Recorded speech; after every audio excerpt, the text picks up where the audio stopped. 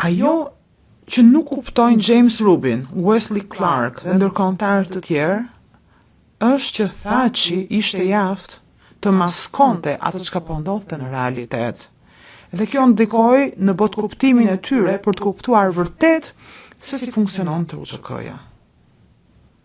Veçanërisht Rubin dhe Clark treguan që nuk ishin kurrë interesi për të kuptuar çfarë ndodhte në realitet. Dhe besonin se puna e tyre ishte në anën e duhur të historisë dhe nuk u përballën me atë çka po dëgjon tashmë ky trup gjykues dhe për të cilin do të marrë vendimet përkatëse. Vendimet e tyre në fakt nuk ishin as në përputhje me standardet ligjore ndërkombëtare sa i takon kontrollit efektiv.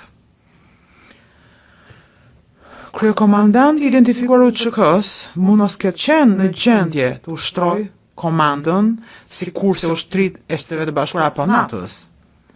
Pas nuk kishte nevojë ta bënte këtë gjë.